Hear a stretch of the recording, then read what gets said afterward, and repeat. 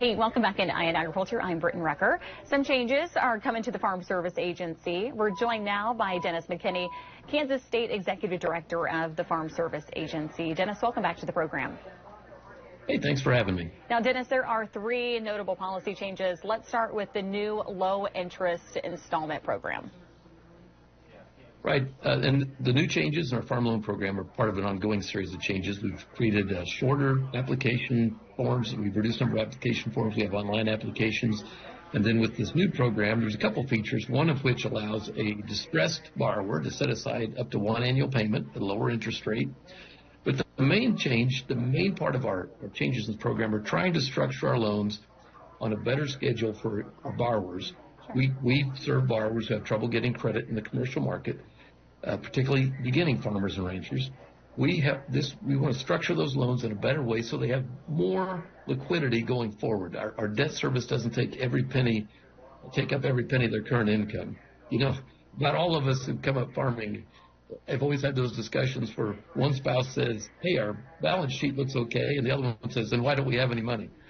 And what we want to do is do a better job structuring our loans so that our producers have more liquidity going forward, so they have money on hand that they can take advantage of new opportunities.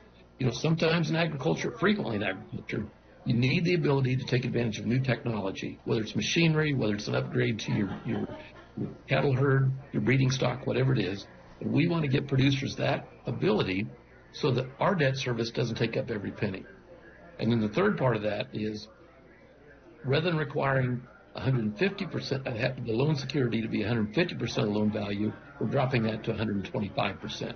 Keep in mind that agricultural land, farmland and ranch land typically has a low current rate of return. You don't make a huge percent return on it every year, but over time it appreciates. It's kind of an inflation protected asset. So it's a reliable asset. So we don't have to have, we think, 150% security. We go 125%. And then going forward, as those farmers and ranchers pay down their debt, we can release more of that, release our lien on more of that security so they can use that to secure loans in the commercial sector with the bank or the farm credit system to, again, buy land or upgrade machinery or take advantage of those technology changes that are coming in agriculture. Yeah. It's really a thrust.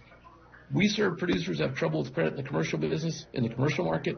To the extent we can help them actually upgrade and move to commercial banks or the farm credit system, it's a win-win. It's a win for us. It's a win for the producers. It's a win for the banks and the farm credit system. Well, Dennis, thanks so much for coming on the program and chatting with me. Everyone, stick around.